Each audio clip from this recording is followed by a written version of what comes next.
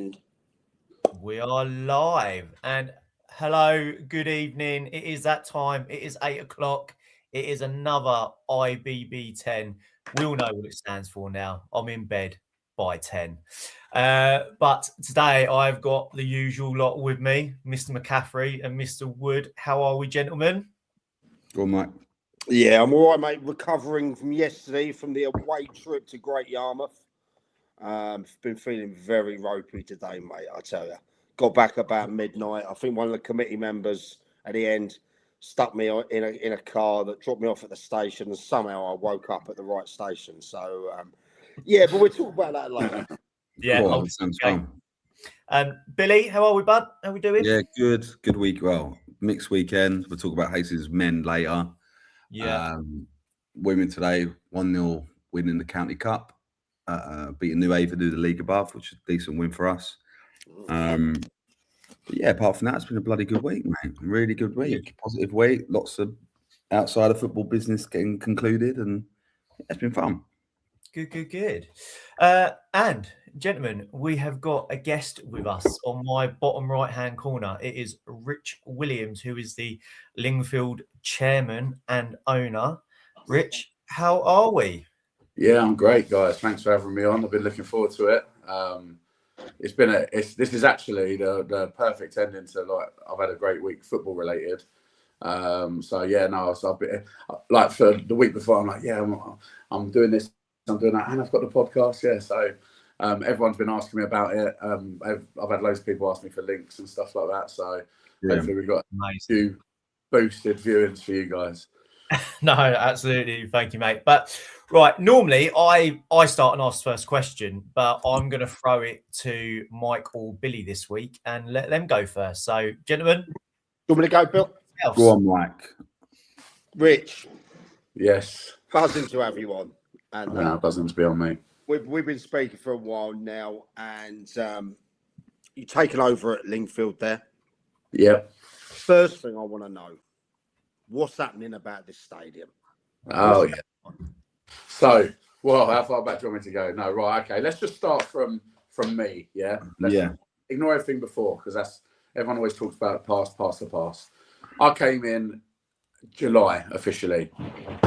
So, basically, obviously, what I came in on was, right, drainage problems. Got the drainage, undersoil drainage happening in August. We'll be back by October. So that was the time. That's the timeline that was presented to me. So was there during the work. Something mental that, because it's not just the 11-a-side men's pitch; it's the entire facility. You've got the kids' pitch. Obviously, we share a cricket club as well. So it's like a couple of acres of land basically, and all of it had the undersoil drainage, not just the 11-a-side men's. So it was a very big project. Previous committee members have been backwards and forwards with like the people involved in the project for like 3 years.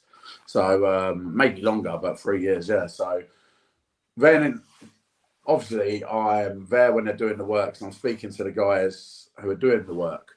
And they're like, yeah, so, you know, you have grass back by October, but if I was you, I'd wait until at least the new year. And I'm like, oh, right, okay. Right. He explained it to me. Basically, you'll just kill it. The grass will be there. I could physically get you a visual 11-a-side football pitch right there by October, but you'll kill it. Okay, cool. So I sat down the committee and I'm right, not happening, pushing it to the new year. Then there's the FA side of things, which this is where I've never been a football owner before. These are my ongoing learning curves. But obviously you've got to be signed off by the FA to play here. Just because you have once, it don't mean that's a lifelong sign off. Like, oh yeah, of course, that makes sense. And I said it. So that's where the next aspect of it came in. So where we're at right now is we are doing everything between now and May. New floodlights come in, LED. New spectators barriers come in. New dugouts, new goals, changing room refurbs. Bar areas, all right. Yeah, Michael like that. separation of male and female, so separate facilities for match officials. Shower. I have to modify home and away showers because the showers are about this far away from each other. There's no way anyone's showering. Yeah. I take up 3 showers on my own, let alone like having 2 geezers next to me. So it's just, mate, the whole thing being done. The guy I've met the guy at the FA about the Premier League Stadium Fund. Unreal. I mean, like, it's there. You just have to like reach out to them and get and they engage with you. So when I was like saying to the old committee that are still here, I was like, look, you do know every 5 years we get access to 100 grand if you step 5. They're like, what? Never heard of that before. I'm like, yeah, no, every club in step 5, step 6, step 4, step 3, step 2, step 1. I mean, step 2 and step 1 is the figures increase every 5 years, and there's a list of stuff and it's not just if you haven't got it. If you got it and you want to improve it, the money's there. So there is a disclaimer to that. You have to be a certain like made up. Like you can't be. So are you guys? Are you committee owned or limited company? What's limited company? Limited company, yeah. So you have to be like limited by a certain thing to. Yeah. There's rules, isn't there? Yeah. But you're right. There's lots of people that don't really dig into it. 100%. Yeah, and any club that's not can just become it, right? If it suits them as an organisation. So 100%. FA obviously you've got to put some money down as well. It's never like 100% of it. Yeah. So it's not just like, you still have to. There's still considerations, but it's lucky actually because I was going to pay 15 grand to get the old floodlights refurbed, and then I had these conversations with the FA. So I'm saying to everyone, well, no, I'm not paying that 15 grand. Let me speak to the FA and see what they're saying. And that 15 grand is probably going to be my deposit to get those new LED floodlights. Imagine if I spent 15, I'd feel sick. So we will be back there next season, and the FA guy is going to be there watching our first home game of the season, mate. We've got, we're working closely together. It means a lot to the community. The football club's been going since 1893. I saw that. Yeah, founding member of the FA. And I know everyone's got these glory stories. I'm not trying to separate us from everyone else and say our story's better, but it's enough of a story to be like, we need to be back here. And that's basically, I didn't even need to appeal to him because he was so forward. I said, oh, well, this is good. Because I was just basically going to stick it on you and say, mate, you have to help us. But I didn't need to say that. They've been so helpful. So it's going to happen. We will be there next season. And that is me saying that live on your podcast in front of thousands of people. And I'm going to make it happen. Brilliant. Excellent. Well, Rich, we know you're a successful businessman in there. But we also know that taking over a club or buying a club don't make money 99% of the times. Why did you do it? Why did you take that step? I want to know. Because I wanted to. So basically, here I am. Got businesses going well. I like football. I've been not to the level of some of you guys, but I've been involved in football. At this level, under 23 management, stuff like that. That's kind of where I got on that side of thing. As a player, limited because I got too big. So I ended up. I was playing football all the way. My whole life was football until I was about 13, 14, and I was basically this size about the belly when I was like 16. So of course the rugby's was on me, London Irish and all that lot. Especially that beard as well. Fuck me. I didn't have that at 14. I can still get a beer. I can still get a beer and fags though. Yeah. I was the one they sent in though. Yeah, I love football and I wanted to just do something that involved both. I have to keep busy as a person, and that busyness is work, family, and now football's in that.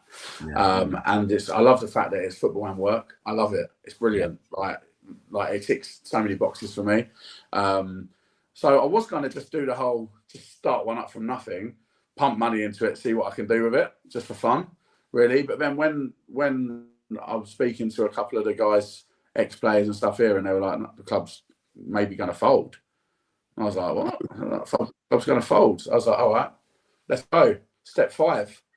Straight in at step 5. And I know I'm not disrespecting that. I'm not disrespecting that. So, but listen, if I was stupid enough to think I could do that all on my own with no experience at step 5 running, it wouldn't happen. So obviously what I'm doing is I'm slowly, whether it's front of house or back of house, I'm building a team around me with skill sets that will help us achieve what I now want to achieve. And yes, I understand about the no making money in football. I don't need to make money. My mission is to make this club self-sustainable. So if something happened to me tomorrow, I mean, I hope it don't happen tomorrow because it ain't self-sustainable yet, but I want them to be okay. Yeah, they might not achieve what I will make them achieve, but they will be okay. Do you know what I mean? That's where. And yes, I'm a nut on Mac. Yeah, we do all right in an elevator together, you and me. To be fair, you have to have a level of nut, like, because obviously I was very similar to yourself. Like many moons back now, when I first went in at Isthmian United, right? When I you had a ginger beard. Didn't have a ginger, well, a little tinge of it and a bit of grey, but that was about it. And you do have to have a little bit of a bit of madness about you. So like I've always said that, like, because a lot of people in football, and you probably found this in your committee, and obviously I'm not asking you to call out names and stuff, but in football, there's a lot of, well, you can't do it like that, or that don't work, or that doesn't happen. Oh, you can't do that, right? There's always those people, right? And that comes from probably being jaded by many different people offering the world over the years, right? Everyone, like every club's had it. Yeah, every club's had people want to come in and do it their way and what have you. We still see it at Hastings now, you know. Well, no, I can't. Not really. No, I can't. Sorry, Steph. I also won't concede 8 goals. So we'll talk about that later, Steph. But I think that's one, Liam. The interesting thing for me with Lingfield is number one. Liam's trying to soften me up for Saturday, isn't he? Next Saturday. Yeah, that's it. Making sure you're soft. I think. Firstly, the documentary, fantastic. Really, really like that. I really like the guys that direct and make those. Brilliant. I've seen their ones before, and that they're brilliant, and it's a great link up. But like, question for you, right? Yes, mate. In the documentary, and you probably watch us. I'm the one who asked the awkward things, right? So yeah, you're the one that called me naive on the last one. Yeah. Let's go. No, I did. I mean, we're all naive. Like, I remember being rich, and I was very naive. I went to the local paper. We were bottom of the table, and I told them we were going to not get relegated. And he actually asked me once, Rich. He said to me, the editor of the paper went to me, Billy, do you actually want me to write that? That is fiction, right? Luckily we stayed up, so it was fact. But I think one question I wanted to ask. So in that, from watching it, it felt, and I might be completely wrong, right? It felt that Dan's been there for years, and Dan was the manager and what have you. And he, for where they were, he'd done the best he could. Could he have done better? Maybe. Could he have done worse? Maybe. He'd done the best he could. And but it felt in the documentary, and I might be reading it wrong. Tell me, lads, if I'm wrong. Mike, Lee, the lot. It felt it was always going to be like. It was a ticking time bomb from the start. You laugh. Do you know what I mean? Like, date written in the calendar, like kind of down like that. Oh no, because wife's birthday. The reason I say that, Rich, is because I had a similar situation. So when I went to Isthmian United, they had a manager in, and I knew he weren't going to be for me. And I like him; he's a nice enough guy, but I knew he weren't going to be for me. Same with Dan, by the way. Yeah, and I think, do you think in hindsight, when you went in the summer, do you think it would have been right at that time to just go, right, new start, I need my man, because this is my journey now, so I need my man that I want to do this, and start like that? Do you think that would have stopped you being in the situation you're pulling away from now a little bit earlier and maybe been looking up the table a bit? Or do you think it's played out how it should have played out? No, I think, so the things that we have to consider is, like I said, I took over the club in July. Yeah, so we're in pre-season. Yeah, very late. And it's not, if you presented me manager options, would I, like, let's say right now, so I'd never met Dan, never all of this, would I have picked him? Probably not, because you have to have some similarities, because I am hands-on. Yeah. Yeah, so there is like certain like energies that have to be matched and things like that. But there was a culture at this football club. Okay. And if I have steamed in July, not only and sacked the manager, I'm sacking the whole team. Yeah, they would have gone with and him. all of a sudden we've got no manager and no players, and guess what? Like I've got and not just me. Yeah, I can appoint a new manager, and then they've got to build a whole new team. They've got seasons kicking off next month. Would we be in any different position? Maybe, but maybe not. And at the same time, I had to gauge what Dan's capabilities actually were, and I was willing to give him the benefit of the doubt on that, because he had limitations the time he was here. He had a lot of limitations, and he did have no money in our home ground. I mean, they only trained until like January the previous seasons. Wow. Yeah. So what I did is I shook his hand. I was going to eliminate all of the obstacles that he previously had. The home ground was the only one I couldn't immediately think, but at the same time, you got a football venue, like we're good. Yeah. But I booked up 4G training pitch venue weekly to the end of the season. I was all the travel money for the players. So that's what there was at the travel money. Before it was agreed, but sometimes they wouldn't even, the players were having to raise it themselves and stuff. So the travel money, the training equipment, absolutely everything that was listed as reasons why they were constantly fighting relegation, I eliminated. And then where I was at was over pre-season, and I don't care about pre-season results. I'm not an idiot. The actual results don't matter. But I wasn't seeing anything change game to game, as in the approach, and when things are just banging your head against a brick wall and expecting a different outcome and concussion. Like it's just not. And that's where it was. It wasn't about the results. Even in the league games, it wasn't about the results because I knew we were limited, even in terms of squads compared to some of the opponents. But as an example, they were playing 3 at the back all pre-season, all the start of the season, and they were getting rinsed. They weren't drilling it properly, right? They weren't coaching it, and it's a great formation, but you have to, yourselves, guys, in football, it's a hard formation. 3 at the back I play 3 at the back today, and I shy away from 3 at the back. I played the last couple of games, and to do it right, our possession, without getting killed by wingers who have really, really got to the shape's got to be perfect, because otherwise you're going to get popped all the time. Liam and that are playing 3 at the back, and it's working so well. Yeah. The way they're playing, they got some brilliant stuff going on. I'm not going to say too much because Giles is listening, and he'll be. It's all right. He'll have his dossier. No, I mean, So from that aspect, and I do understand it, but what coming into this and having there was no one else. There's no one else. So this is me. I'm flying solo on this at the minute, and it would have set us back, I think, even longer. So I kind of just had to go with it and see what was going on, and then obviously I had to then sell it to other people as well. What's attractive about coming in here? I had to show them a little bit about what I was doing. So I had to kind of demonstrate that a little bit before I made the decision, really. And whether it is or isn't my type of manager, actually, you know what?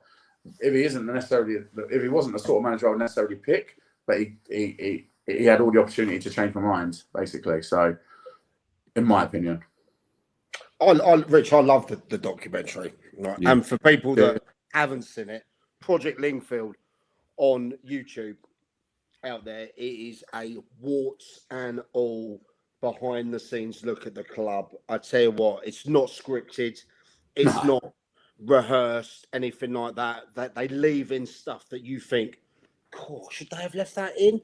It's open. It's a proper open book. Mate, open. That was why we were so chuffed when you said you wanted to come on and that. But as Tommy hadn't said, is there going to be any more of them, Rich, coming through? I've signed a 10 episode contract, guys.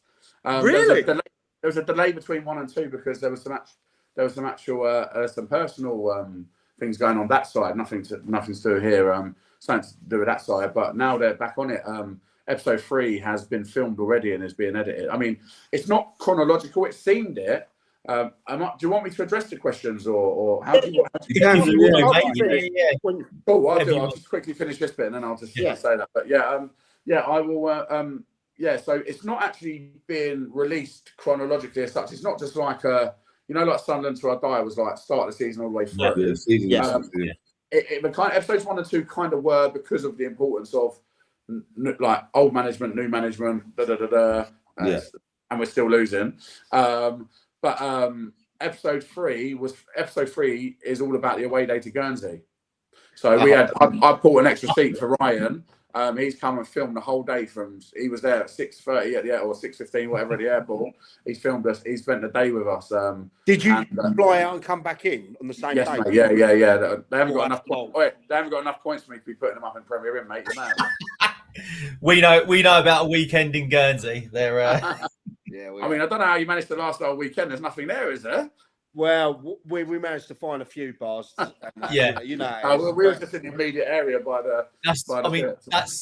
That's where IBB10 was born. Was on the Friday night in Guernsey.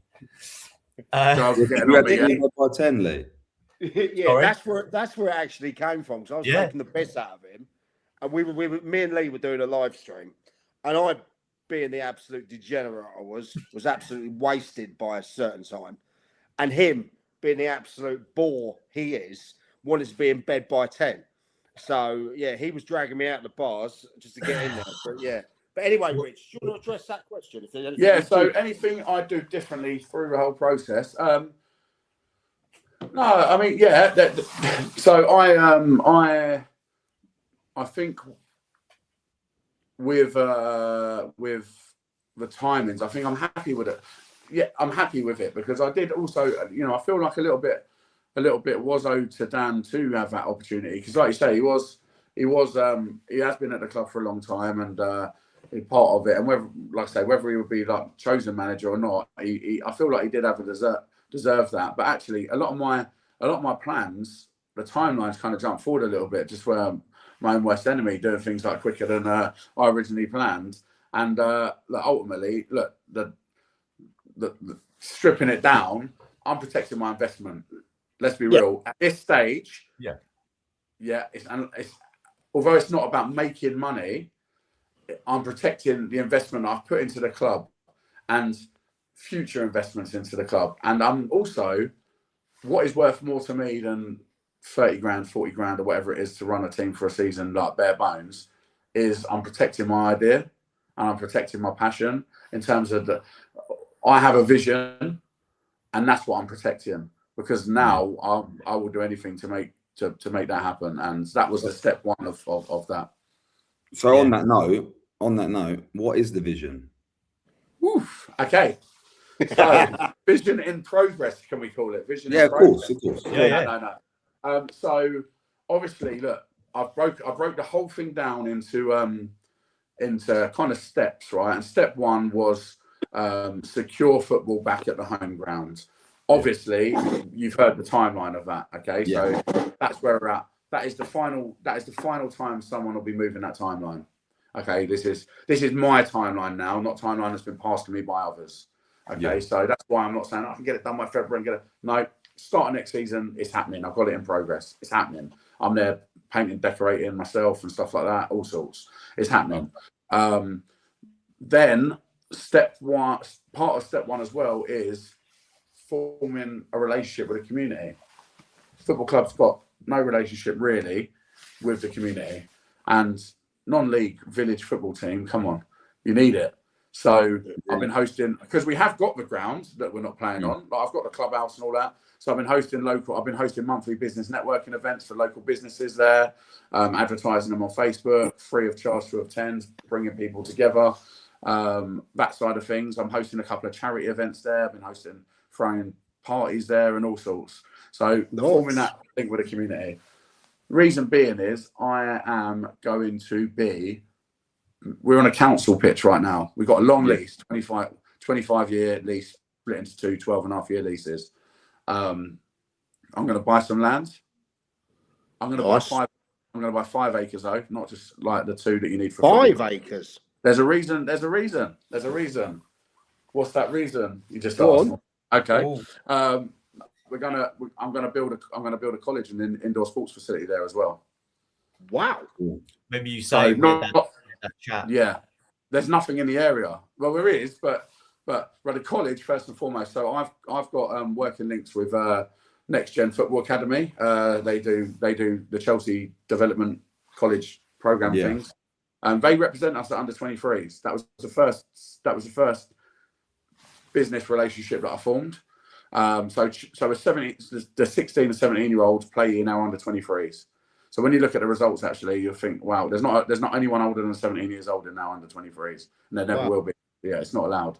So so that's a college kids playing at that level there. So we're going to introduce that style of program into Lingfield, which is a bit of an affluent area, or it's classed as an affluent area, but there's a whole lot of non-affluent parts of that area, and that's what we're going to be. So we're going to be introducing a college which is not just your classic football BTEC thing. We're actually introducing, it's going to be going alongside trades, electricians, plumbers, mechanics. So they'll be getting their tradesmen. We're going to be doing holding wealth management classes, social media classes, all of that. That's going to be on the same land with its own separate 11-a-side grass pitch and 9-a-side asphalt weather pitch as well for training. That's incredible. Yeah, thank you. Yeah, it's going to happen as well. That's going to cost a few quid, isn't it, Rich? It will, yes. That's been broken. The whole business plan's broken down. It's ready. It's about to be submitted now. But it's all going to be private investment. No FA stuff. Wow. There's So I think that's brilliant for the community. You're doing that. Yeah, it's and a lot of, and there is going to be a lot of community outreach work involved in that as well. Like when we just had a quick 2-minute chat before, everything I do in life has to kind of align morality and business. I love that. It has to. So there'll be a lot of chat. One of the very first things I did was a form a relationship with a young epilepsy college in Lingfield, and we're hosting. They're young adults. I went down there for the day as well. I didn't just like Google them and email them. I went down there, spent the day at the college. The young adults are going to be doing work experience at Lingfield as well. Nice. And I mean, what an amazing. St Piers College, I'm going to shout it out. They're in epilepsy, and that, not just for the young adults and the children who are suffering with epilepsy, but actually they're like the biggest employer, I think, in Tandridge as well, like in the area. What they do for the community is amazing. We're going to be doing, so Liam and the coaching staff and the first team, we're going to be doing some coaching, disability coaching for the kids and young adults at the college as well. Like I said, they're doing work experience at our ground, and they're going to be doing like their annual charity football match at our ground and stuff like that as well. So yeah, but, I mean, it's been a great journey. That's really good, mate. Like amazing what you're going to be doing and everything. Right, just before we let you go, I'm going to get a question in, which we've already spoke about, manager-wise, but how did it come around with Liam coming into the job? Did you know him before, or so explain that, Liam coming in and I'll rate him, Joycey. Mate, yeah. So obviously, well, you guys know him. He's obviously, he was at Sevenoaks as a coach, and Sevenoaks sounds like a fantastic setup. I don't have any personal experience there, but Liam speaks really highly of Sevenoaks, like all the way from players to management to like everything. It sounds like a great example for clubs around it. And obviously, he's done stuff at Sutton Common Rovers as well. And outside of that, he just lives football, honestly. And I know him personally. And I used to, I played with him. I've played for him when I was old and fat and trying to give it another go. And I know his family, and we shared similar friends. But when as you get to know me more and more, you'll know that would not be a deciding factor for me. Yeah. Some people question me. Some of my own people in the club was like, there were claims of nepotism. Really? Which is fine, and I understand because there's people that I'm new. You've got to understand, this is a new energy to this place. This is a village football team.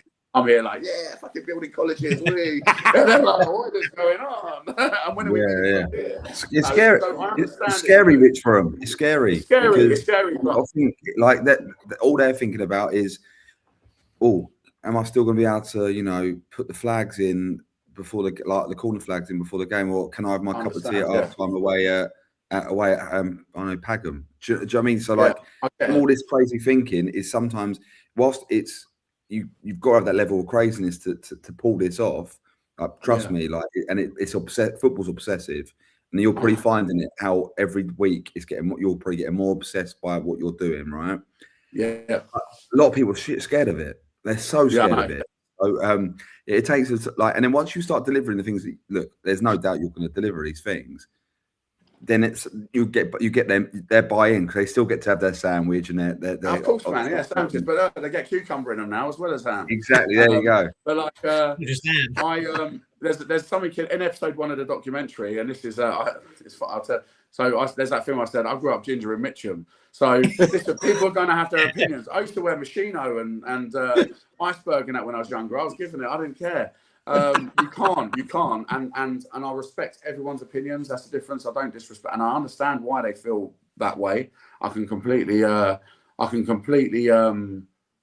understand that and respect that. And all my job is just to give them trust, to help them earn that trust in me. Look, this is whether it's my club. It's not always it is my physical club, as in legal ownership, but this is so many people's clubs, and people have given blood, sweat, and tears for this. And all I'm trying to do is help direct that blood, sweat, and tears into something which will help take us to the next level, take us to the next level, take it to the next level. So, it's been great, and there's some fantastic people.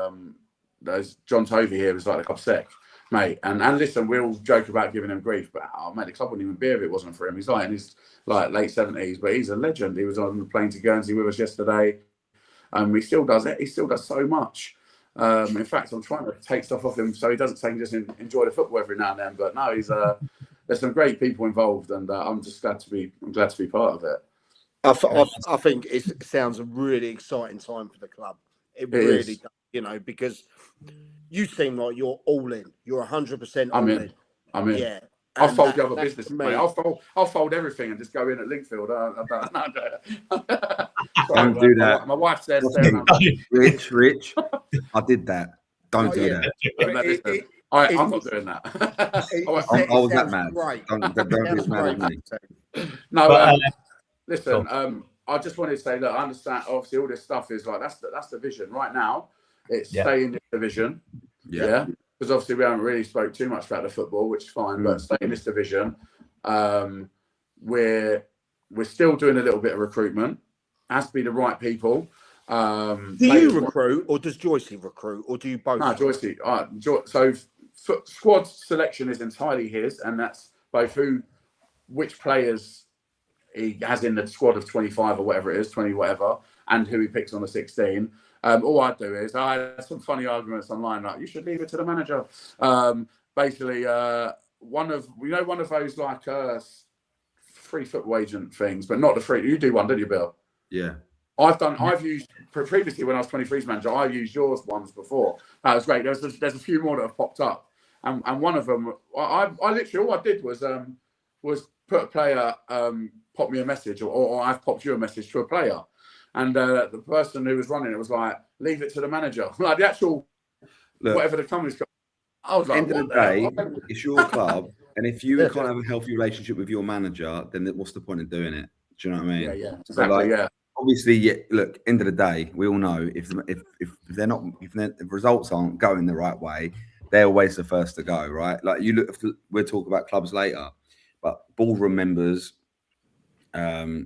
always the last to go. It's always the manager first, maybe a player, but really players get managers sacked, and then managers get sacked because it's not going their way. So you have to give them that license. But why can't you have a chat after a game and go, what you thought, or you know, have you ever thought about this? And then have that. It doesn't have to be your advice. Well, you know, there's certain players that you know, like I'm not being funny, like say you're not a manager, and you're like in my position, but let's say a player that you personally know is great, pops up on Twitter saying free agent. I'm gonna message him, mate. I don't care. Like I'm not saying the manager play him. That manager can turn around and say, no, I don't want him. I don't rate him, or he's not good enough. Fine, that's cool. But I'm going to give you all the tools because it's all about accountability. If I don't provide that support and we're not providing options, and the results aren't there, then people will say, oh, you could have helped more. Whereas if I'm going, have a look at this player, have a look at this player, have a look at this player, and then the manager's like, no, my existing winger is better, but then that existing winger turns out he's terrible and he gets them relegated. That's when you can ask questions. Say, well, why didn't you put that other winger in, as an example? But no, we work as a team. I work as a team with the management. All of them. I chat to the coaches, the manager, just in the like. I like hearing what's going on. They're great at what they do. I like hearing about it. To be honest, it's great. No, they go in honestly. Yeah, that's great to hear as well, that you've got that relationship with the manager and everything like that. But Rich, we will let you go, mate. It's been a pleasure to have you on, and we will look to. I'll tell you, we're going to do an end of season special. So what we'll do is we'll look to get you on then with a couple of other people, and we're just. I'll get you guys down to the ground once it's done. Yeah, absolutely. Yeah. We do it live. That'd be brilliant. I'd love to come and look. I'd like to come down before it's done, and mate, then anytime, if possible. Yeah, mate, 100%. Come down. Do some bits there. Yeah. We'll sort it out. Pop me a message. We'll sort it out. And you're always welcome. And hopefully, I'll see you guys before the end of the season at a game or something. Anyway, maybe when you're going to go and see your favourite manager, Liam Giles. Hello, you mate. What is that? What is in your living room, Billy? I can feel I've seen behind you. And he's been around for a coffee tonight. He's been around. He's had a cup of tea with me. He'll be popping on. He's a great guy. I love his passion. I love his passion and energy as well. So everyone's a good guy. So no, thanks for having me on. Welcome, mate. And everyone go and check out Project Linfield on YouTube to get a little behind the scenes look at it, because it is effing fantastic. It's one of the best around that I've seen. Yeah, it is. Fresh TV, shout them out. Yeah, that's it. Yeah, They're good. They're good. But Rich, you're a legend, mate. Come on, Rich. Red button. I'll exit now and I'll speak to you guys later. Take care, mate. Thank you. All right. Bye. Wow, ambitious. It's good though. It's refreshing to hear as well. That's what he wants to do. We should do a check-in with him 5 years later. Yeah, because I love that enthusiasm, and he's got it. He's got like exciting stuff outside of business and like outside of football business, and that's what's driving his football stuff. And I love to check in with him. Another. Well, it's a bit too late now. He's got Badger. Did you run over Badger on the way home or something, Steph? Jesus Christ. I'd like to check in with him in 5 years' time to see, not with that passion's there, because I reckon it will be. And I reckon he might have a grey beard by then. It will have after, mate. I had better hairline and no grey since I've been in football. My beard gets so grey. But ain't it refreshing to see a chairman like that? Do you know what I mean? 100%. Yeah, 100%. Because it's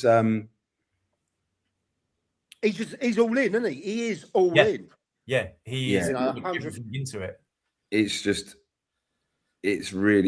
Look, football's a funny old game, isn't it? Like it can wear you down, it can fucking dry you out, it can chew you up, spit you out.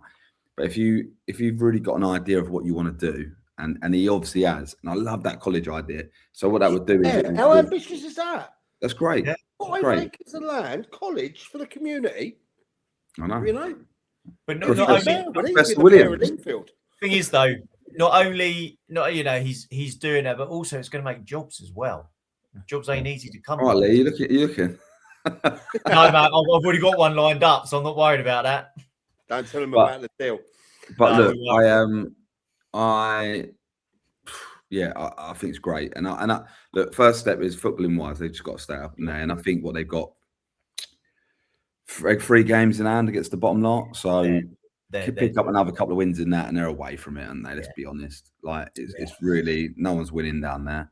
No one's down there. Oh, I agree, mate. They'll be all right. But I think people want to hear who's on Billy's list. Hang on, just before. There's been a lot of talk about this already today. Right, before the list, go on then. Billy's list, I just want to say I spoke to Tommy, and I think I said to you in the group as well about the East Preston Rimmer game getting abandoned yesterday. Tackle that went in, and Ringmer's player, I believe his name's Tyrese, got badly injured. Okay. And found out today, and I hope Tommy don't mind me saying, but found out today that he's 19. He won't be able to play football again. That's how bad the injury is. Ever? Yeah. But what they have got is because he's a self-employed bricklayer as well. They have got a GoFundMe page on their Twitter page. Can we share the link on here? It's on their Twitter page. If we can get the link to it and share it. Tommy, drop us the link in a comment and we'll put it up, mate. Yeah, they've got a target of 5,000. I think they've raised, I believe nearly. I think they've raised 1,500 or from yesterday. No, it's 2.5 grand. 3,000 already. Oh wow. Yeah, 2.5 grand. Yeah. So I mean, if anyone can give us as little or anything, just pop them there, and just to help a young player out and everything. So. Yeah, I just want to give that a shout out. I said to Tommy, is it all right if I do that? So, shout out to Tommy. Said, "Get well, stay strong, brother. Stay strong." Yeah, fucking hell. What you're saying? This kid will never play football again. That's Tommy's scared. He's devastated, being told that he won't play again. Yeah, fucking hell. Yeah, that's really horrible. Thoughts with him. Oh yeah, actually, yes. Now doing my list, recovery and everything, but let's bring it back because I've heard. People don't like being on Billy's list. So, Billy, what's the list? People want to know what the comment I got was. People love looking at the list or seeing who's on the list, but they dread being on the list. I left a few off this week. Gave a couple of little bit of a break. There have been 5,000 people that have seen the list this week. Wow, 5,000 people have seen the list. Okay, so Bill, where are we starting? It's a bit more generic this week. It's things I don't like. And if people agree, he's getting comfy. He's like, if people don't agree or have opinions, please comment. I want stuff on this. All right, so we're going to go on the list. Silencing supporters. Ooh, are you going deep on this? Are you gonna go in hard? I am sick to death of all levels, right, of non-league football, or not just in Sussex, outside, when supporters do not have the opinion of the narrative a club wants to spin, that they get silenced.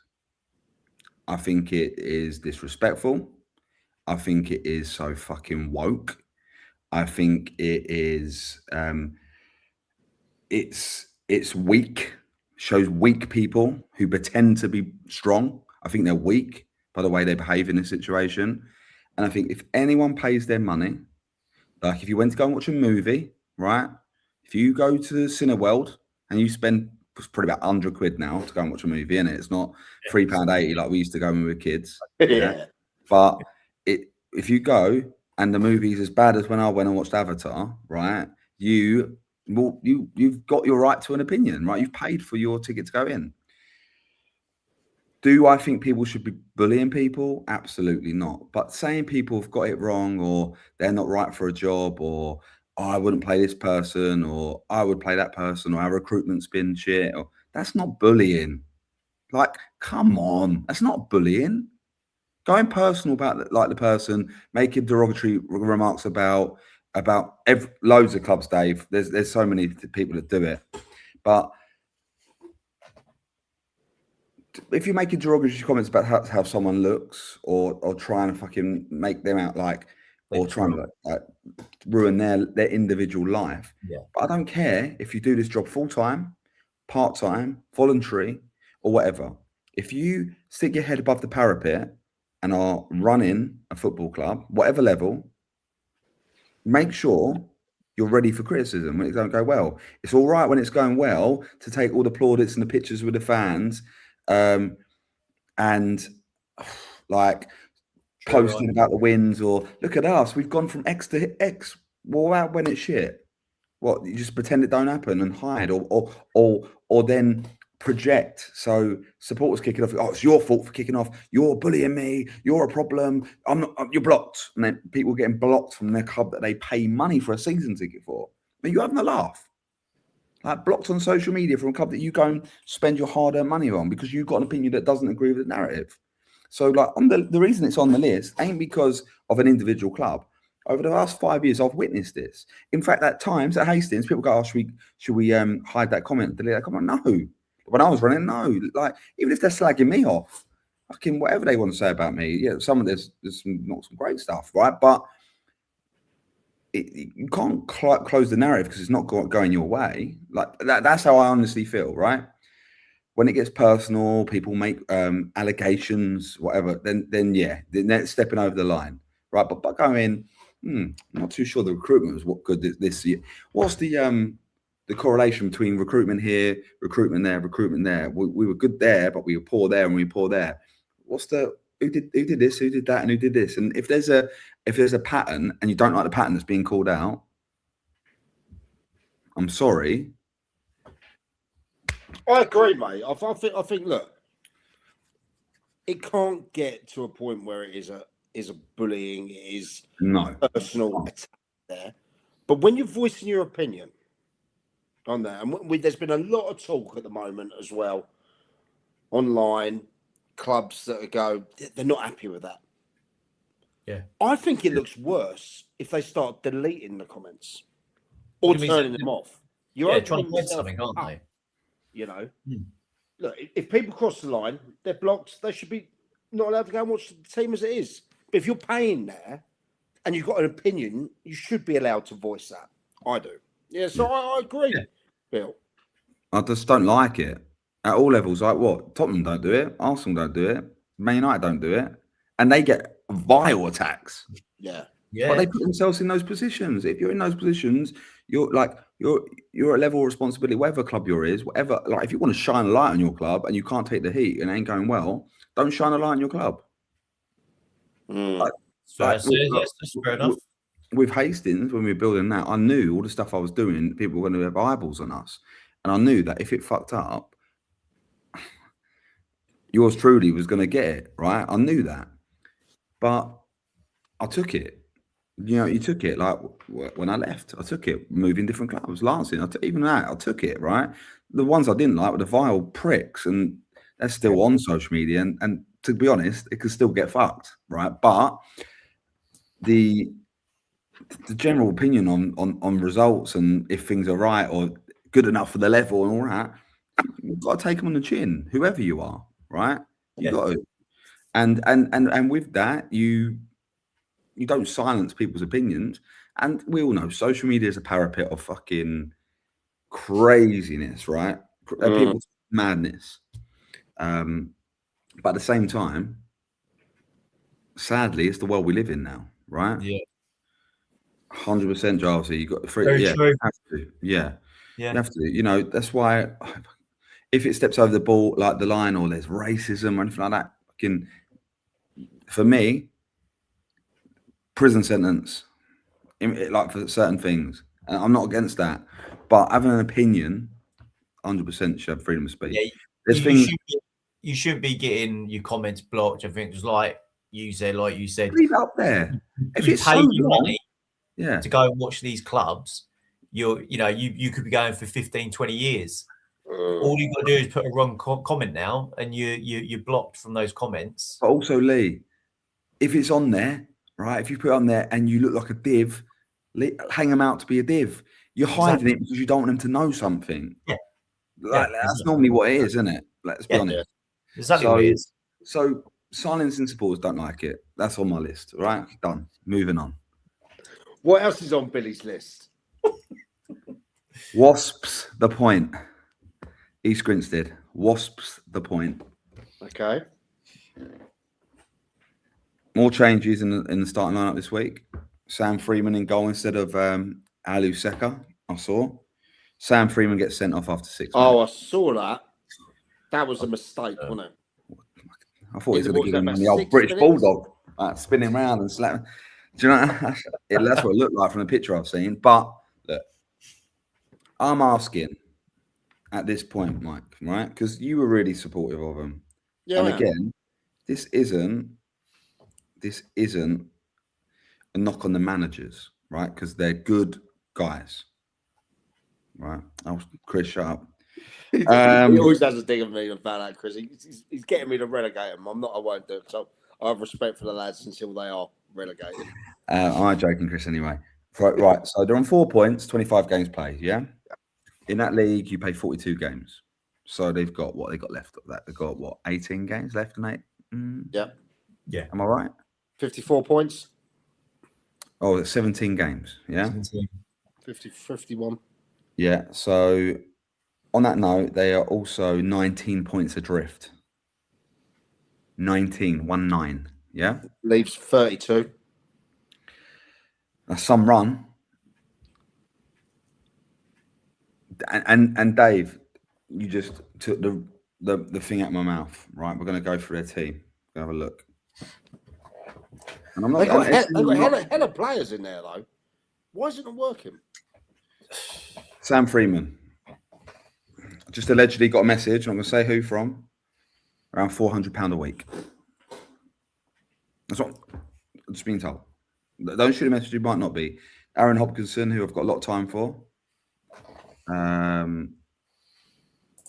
Don't know how much he'll be getting. He'd probably WhatsApp me now and tell me how much he's getting. Ridwin, lovely lad. Steve Smith, good player from Crowborough. Obviously, Luke Leopard. I really like Luke Leopard. Dan Perry had to go in goal yesterday. Curtis Gaylor, I think, is a fantastic player. Louis Theopanos is, for me, the best striker in the league. Yeah, all up there.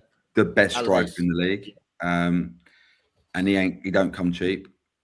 He don't come cheap, right? And then Jordan Maguire-Drew, ex-Football League player. Kieran Panman, like that's some team, right? Why, like, what for me, that they're probably spending what, like, let's have a guess. Let's just have a wild guess. What do you reckon? 3, 4 K a week? 3 grand? 2.5? What? Yeah, you got maybe. Yeah, you got me. And the rest, Mike. Come on, with that team, like, there's no way. But you're more informed on me than that. Right, so I'm just going to have a bold statement, and I could be wrong, and Grant and Andy can tell me, because this isn't them. I get why they're trying to do it, but for me, just got a message through about 5K. Right, that might be wrong. Right, and we all know people inflate things because, remember, I've had it inflated. Upfield, I went through the. We've seen one of the lists this season with inflation. Yeah. So let's just say it's right. I've heard 5K, but let's just say it's 4,000 a week, right? Let's just say it. Let's say it's that. How much is that to the end of the year? How many more weeks we've got the season? What, probably best part over what, 13, 14 weeks? Yeah. Yeah, I'd say about that. So 40. That's 50 grand. It's 50 bags. A lot. Are they going to survive? So what you're thrown at? You're probably better doing what Lancing did at this time. It was the same results. We were losing, we weren't winning. They picked up 1 point, right? 1 point, I think. I might be wrong. Same what we picked up at Lancing on considerably a lot less, right? And I think our highest paid player was 200. Again, I might be wrong, but I probably can pull up those receipts and have a look as well, right?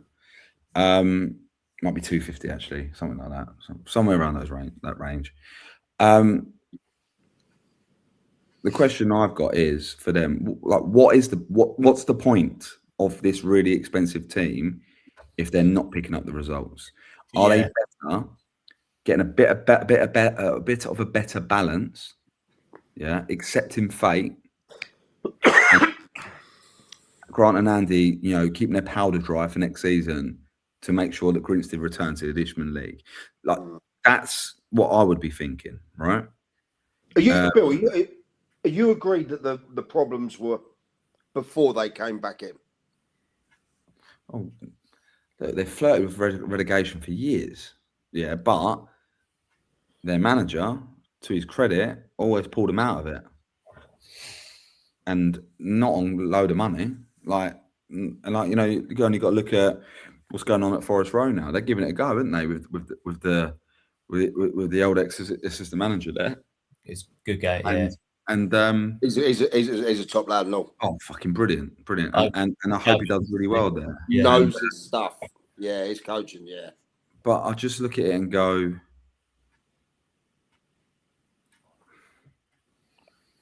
why? Like, yeah, and I'm sounding really you're saying should they bite the bullet now, save the coffers, take the relegation, take it on the chin, get out, get the remaining 14 weeks done or whatever it is, bang that money for next year, return them back again, fresh start. Gordon Maguire-Drew is not playing in the county league next year. Louis van der Poel is not playing in the county league this year. So why are you paying them? Yeah, he said out there. Yeah.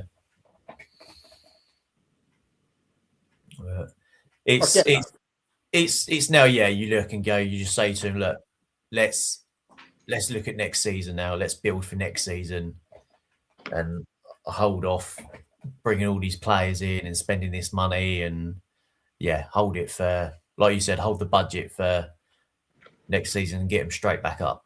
Yeah, that's what I would do. Yeah, like because like the rumours are, wow, a lot of players.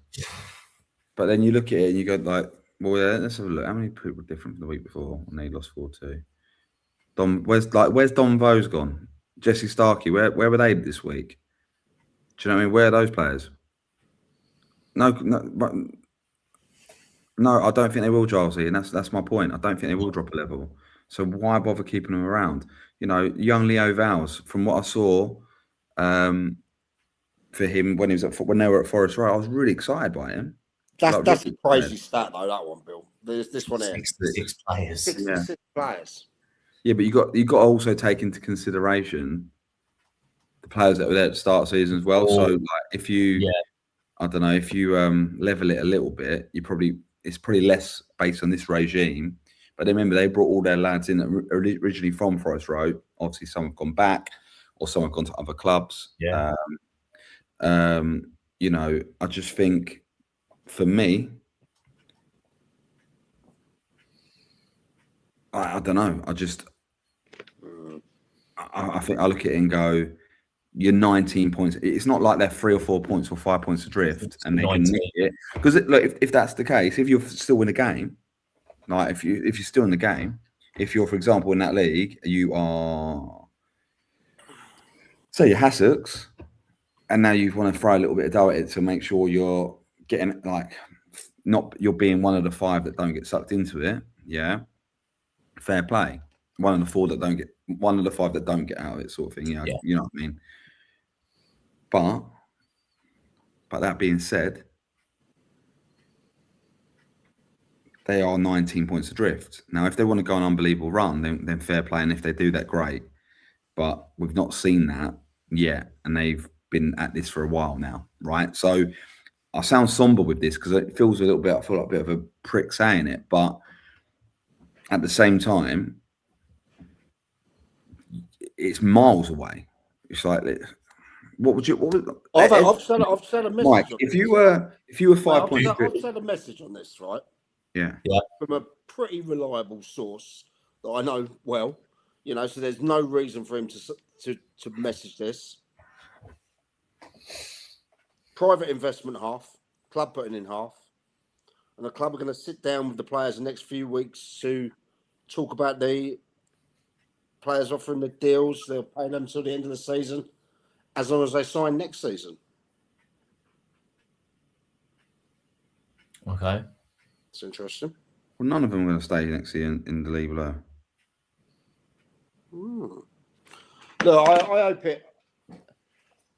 They always knew they were going to be on a hiding to nothing there, you know. But I legitimately thought, and they legitimately thought, that they could really get it together. It doesn't help, though, when there's teams around you that take points, and those 3 points turn into 6 pointers immediately. Yeah. Do you know what I mean? I think that was a big win. Was it Broadwood Chief for the weekend, wasn't it? Yeah. Massive win for them down there. Yeah, because Simone needed it, didn't he? He had a bit of run. And but it was still a shock when they left Rowe this season. It just sort of announced that they were leaving to go to East Grinstead. It was like, right, okay, because Forest Row were when they were top two, top three before they moved. I mean, I look at that team, even down the I know Dan Perry had to go in goal, so I'd not seen the goals that Broadby Chief has scored. Right, Dan Perry's not a goalkeeper, is he? Let's be real. But so it could have been the fact that 6 goals went in because of you've got a player in goal. Yeah. But at the same time, the players are now on that pitch. Surely it could be organised with 10 to like be in the game still. Do you know what I mean? Yeah. Do you think EG decided to go all or bust this season with the way they recruited? I think it's just been find the biggest player they possibly can to play in a position that they can. But I don't feel like it just feels like maybe you got to ask, has the recruitment been poor? But hell, all those players are effing decent players. Yeah, but it's as the coaching been poor? Are they set up wrong? Yeah, you can't see from one way or the other. Like, you can't have all those. You can't have all-star team, like all-star basketball team that have all played together. They go to a new club and it just goes. Well, then how many of them are fit? Well, yeah. Aaron Oxon is not a right back. Yeah. Maybe they're not fit enough. Do they train? When do they train? How many times do they train a week? Like, the names all got good fucking lineage in the game, right? A lot of them in that team. That's why when people look at that lineup, they go, fucking hell, da, da, da, da. But Dom Foes, journeyman, who tweet bad attitude shit online all the time, right? Good player, unbelievable player, but how many clubs he had? You've got Jordan McGrath-Drew is obviously looking to get fit again after injury. Again, top player, but is he fit enough?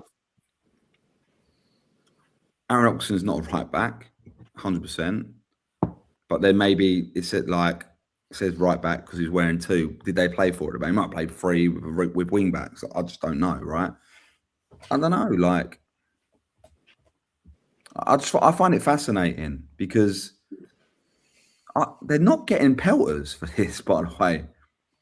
Oh, there is a couple of vocal online. Oh, is there? A bit dismayed, yeah, but nowhere near as what you probably see in other clubs. Yeah. You know? So, yeah, I mean, it's a tough one. Yeah, right.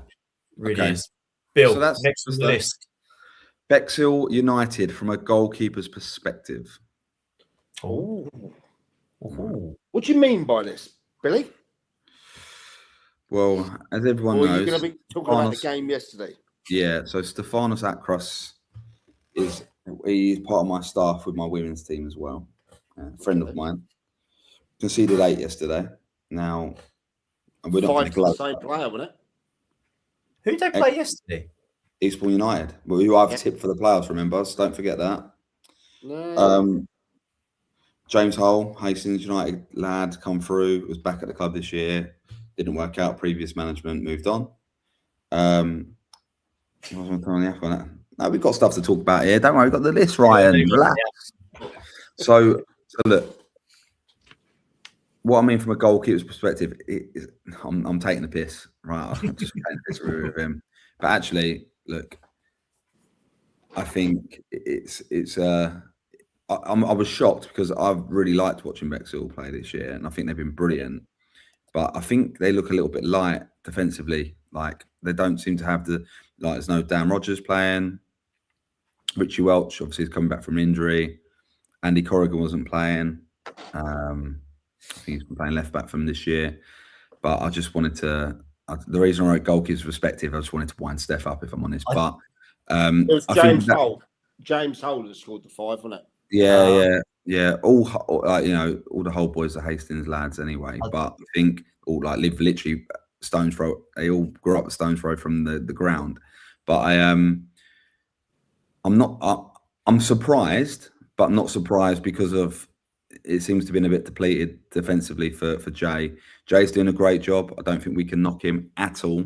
With his first senior management appointment at Bexhill, you know, around the mid where they should be, I think mid-table, like doing what they should do. But I think, look, Eastbourne United really start coming to their own. You did tip them, didn't you? And to come late. Yeah, I did. Well, I look at their side and I see they got goals all over it. You know, Yeah. Steph says that a couple of them were offside and fouls and stuff, but keepers always say that, right? How's when you saw him today? How was his back? Because it must have been hurting picking 8 goals out of the back of the net, weren't it? Yeah, none of them were his fault, supposedly. None of the 8, no. Right, his teammates can jump in if they want and say no. He said a couple of them were, but they're up to 9th now, Bill. What's that? They're up to 9th now. Who? Eastbourne United. Yeah, and they are, and I think they keep motoring they're on. only 7 points off the playoffs. I just have Stos did this last year, and like for me, Stos did this last year, didn't he? Like he did it last year. So like, I've not want to talk about Bexhill like this because of Bexhill. I actually wanted to talk about Eastbourne United. Yeah. Because I think that'd be one-off. They ain't going to lose result. That's not going to happen to them for the rest of the season ever again. They're more than fine, and they're going to be fine. It was more about Eastbourne United are going to start motoring on now. I just got a feeling they're going to start motoring on, and with Hully getting 5 yesterday, and like he's playing with his brothers there. You got Charlie Ball there. You got some good players like Stoss's, like Tiano Wilson, like rapid winger. They'll be all right. They'll be more than all right. So I think, yeah, that was. People have been messaging Steph all day asking if he's coming on the pod, but nah, we don't do non-special guests, right? So, the normal. This is an interesting one. Are you ready for it? Because we've got a few more to get through. The habit of normalising and praising losing. Yeah, I like this. Hate it. This is my room 101 tonight. So what you saying? Where it goes like, great game today against the opposition. Really good, have a good game. They're doing great things. Fuck me! Like we got to stop praising losing. We've got to stop it. There's losing's losing. It is what it is. Yeah. Like I think for me, it's just a bad habit. Like to praise losing. I think so anyway, right? Look, how do you get away from the negative of losing? Start fucking winning things. Yeah, start winning things. I don't like it. I can give many examples, whether it's clubs doing it, coaches doing it, or coaches coming up saying, "Oh, my team were great today. We're unlucky. We played better than last week. All right, great, but you still lost. I just don't like it, and I might be sounding maybe I've got sore head this weekend, but I just don't like it, and I don't like. Again, it's not the same with the fans thing. This isn't at anyone in particular. I see it every week by loads of people. I've even done it, right? And I think to myself, really, come on. It's like I saw someone get bopped in women's football 12-0 and they're going, fair play for the opposition. But, fair play. Take a look at yourself. Yeah, right? Fair play. Well, because they turned up and had a go, right? They're fair play. Or, they're going to do great things, like great management team. Are they? Just say nothing. You don't need to speak in those there's those examples, right? Praise your team for the win, but don't let's stop praising losing. We've got to stop. We've got to stop it. Someone's just messaged me and said, just quickly, Bill, this one's for you. Yeah. He tips Eastbourne for the playoffs, but at whose expense? All right, okay. Take away from this controversial comment now. Let's have a look. At whose expense? Yeah. I'm going to say New Haven. Oh, you were down there today as well, weren't you? Oh yeah, I never lose at the Dock, mate. Fort Road. I've never lost there. What's that? You hate no, I've never lost there ever. Like women's football, even when I took upfield there to play Vardinians, I've never lost. I've never lost at that ground. Any game, friendly, cup game, league game, never lost in 5 years, ever. Good omen. Love New Haven, and I love their supporters. Great people. One of them absolutely loves me.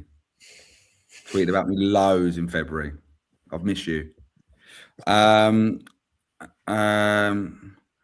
Exactly that. Again, like normalizing losing. I just don't like it. Like, and I'm not saying that like we should just after you lost your overall, you're crap, right? Because you work on things. You got to, you know, within your camp, you've got to keep the morale high. But I don't know. I just don't like normalizing it.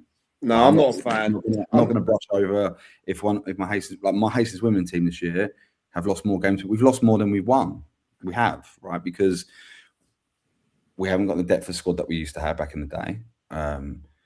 We're working probably like player to player. The quality is not as good as it was, right? But we're working with them. Like we're working through a process, and we know we're going to lose more games than we win this year. We earmarked 10 wins in the season. I think it was over 20 games. So that was that was like success.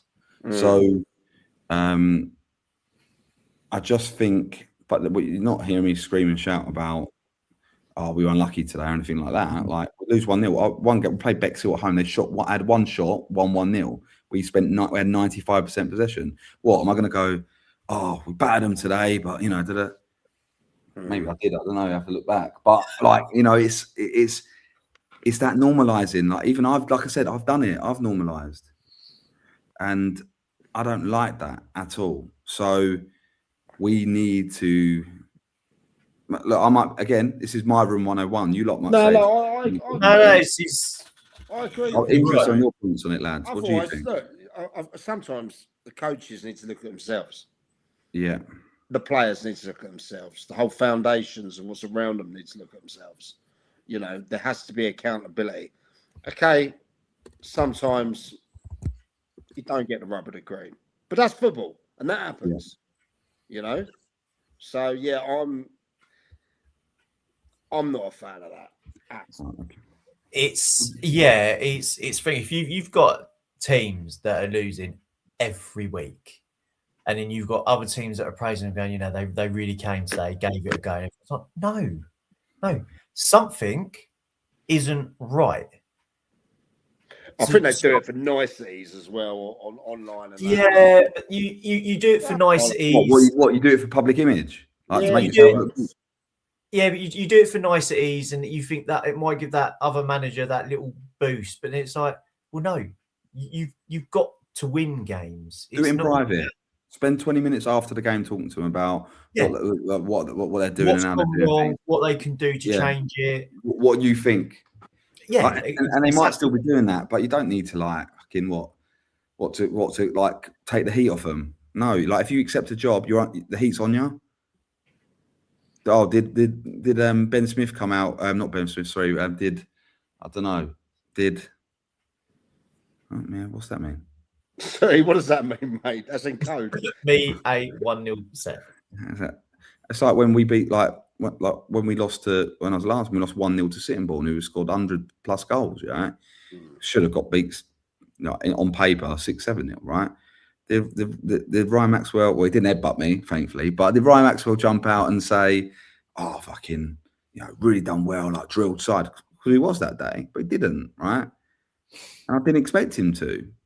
Like, do you know, like I don't expect people to like praise losing. I just don't. I think it's actually condescending. I think it's a little bit belittling of the person, and I don't like it. That's my opinion anyway. Yeah, I agree. Right, let's get away from that. Unless anyone's got anything to say on that one. So what have we got left on the list? We got 3 more things. Foggy. It's gonna get a bit tasty in a bit, right? But we're gonna start with Mike's day out, right? Come on, what happened? So I went yesterday with Aberdeen on the coach fucking hell. I got the train from Worthing up to Hayward Heath at like 6 in the morning to get up there for 7. The coach to leave at like 8 in the morning. Full coach, rowdy fans, loved it. They were really, really, really good. First thing I want to say is the club did something which I thought was really, really good. Go on. They all met up in the pub before, all the supporters. There was this one pub called like the Lion. Looks like they had the best turnover day of their life. Packed to the rafters. You know, it's proper English pub. Brilliant. Lovely. Yeah. Kev Green and his team, not the players, but his coaching staff, come down for about an hour before, sat there, having a drink, chilling out with the fans. No, on the soft ones. Do you know what I mean? Oh, I don't he was on the piss. But they interacted and had time. They were asking questions. All the people were coming up to. It gave a little proper vibe. I thought that was really classy of them doing that. You know, the chairman was in there, Steve, his wife, everyone was in there together. Brilliant. We get to the game, right? And it's the Great Yarmouth lot. Fucking lovely people, proper working class people, you know. It was billed as their biggest game in 40 years. You know, the oldest stand in certainly the UK, maybe somewhere else before. Yeah, maybe even it is just about to, by the way. It is well over like 109, 110 years old or whatever it is. Mate. And then out of nowhere, you know, everyone's packing in. I think they had 675 there, like record crowd for like last few years or whatever. Heath go 1-0 down in about 5-10 minutes. You know, fluke. I call a fluke cross goal. You know, keeper didn't do it, didn't deal with it, went in. Then Chalet, I think he equalised just before half time. And I'll tell you what, out of nowhere, it was like they turned off the lights. Really? Was it that bad before? It went within 5-10 minutes. This fog just come across the whole stadium. You could literally see, I reckon, about 10-15 meters in front of you. It was incredible. And then the ref goes, "We'll give it 10 minutes." Do you know what I mean? There was no chance that was coming on because that stadium is like basically about 50, 100 yards away from the sea, from the beach in there. Right. I felt really sorry for the people who attended. So what's the crack then? What's the deal? When are they going back? When did that? Next weekend, isn't it? Next Saturday. You going, Mike? I want to, but I tell you what, those Heath boys can drink. Can they? Do you know what I mean? They play away, do they? Yeah, and thanks to one of the committee members for dropping me off from the club to the station and packing me off there last night because as soon as I got on the train back to Worthing, I luckily woke up at Lancing because I was gone.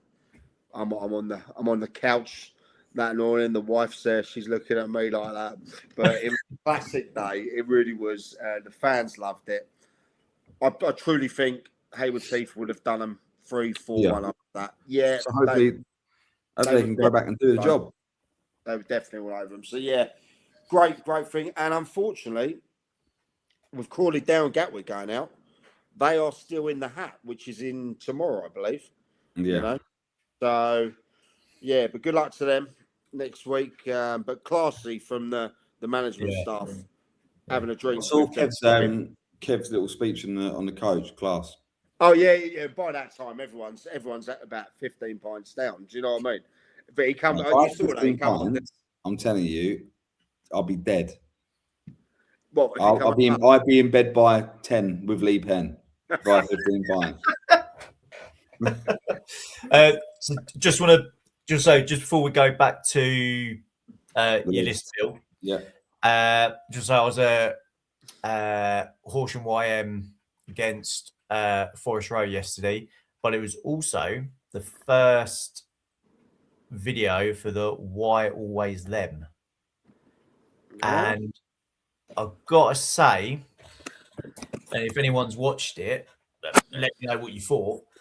But it was really good to see pre-match, half-time in the changing rooms, and then where is this?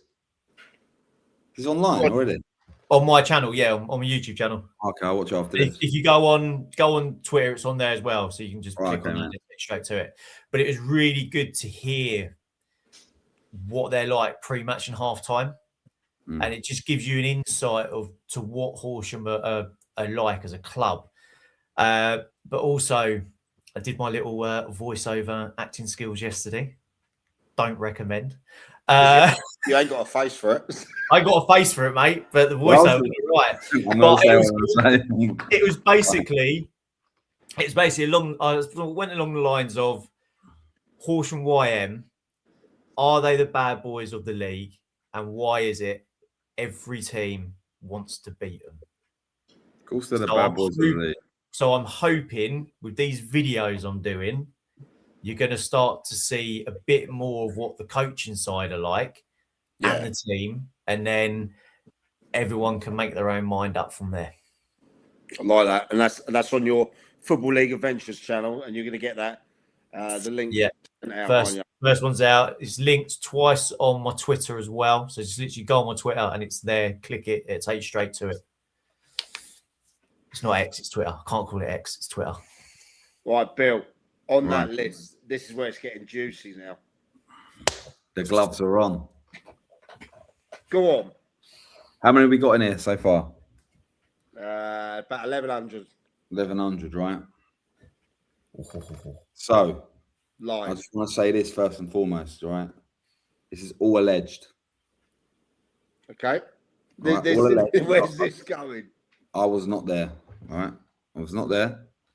But we want to talk about this. Infinity. Oh, yes. Yes. Sparring match in the boardroom.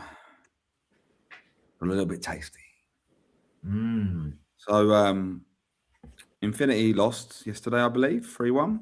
Correct? To Mile Oak. Mile Oak, which, I'll be honest, Stu, your bet is still miles off. So,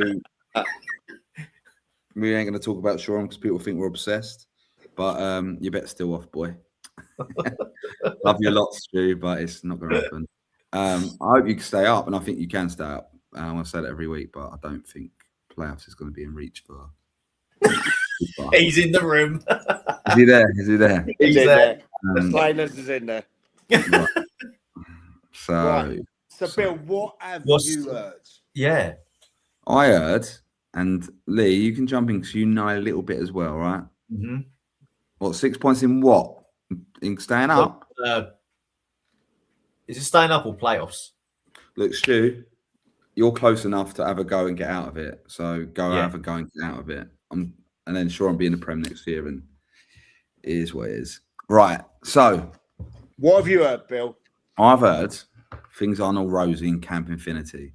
It's not Affinity to and beyond over there at the moment, right? Buzz and Woody are not getting on. I'm telling you that, right? So, after the game, and Lee, you can correct me, all right? Because I know you know a little bit more. That you're not, you're pretending you don't, but you know a little bit more because you don't want to get sued like me. It got a little bit heated between the manager and the chairman. Yeah, I heard this as well. Right, bit heated. And I've had Sean. I've done a day out diaries with Sean as well, and he's a brilliant bloke. Brilliant bloke. Okay, and doing well, sitting third in the league, I believe. Third, yeah. It's not all going well. And I remember actually, I went to Infinity last year. No, we won there. I'm not going to brag about that, but we won. And I remember that the manager in charge at the time said there was a little bit of he didn't have a good relationship with the. Oh, here we go. I'm not going to say who, but I'm not going to ruin my sauce, but a good friend just Just spill the beans, Bill. Sorry, we're on a podcast. Back in the room, right? So things aren't all well and good. It's not happened. Something's been said about a goalkeeper kit. I might be wrong. I don't know if that was about a goalkeeper kit, right? I heard that as well. Think about there's no goalkeeper kit. Right, yeah. Something. Well, someone's been obviously watching my workout videos, like, at the boxing gym, right? I had a punch was thrown. Now, again, this could all be hearsay, right? This could be, how it is in the Sussex circles of football, things get blown out of proportion, right? Big time. I heard allegedly there was a bit of a fracas between the manager and the chairman. Now, I believe, I can't 100% say, but I think it was the chairman.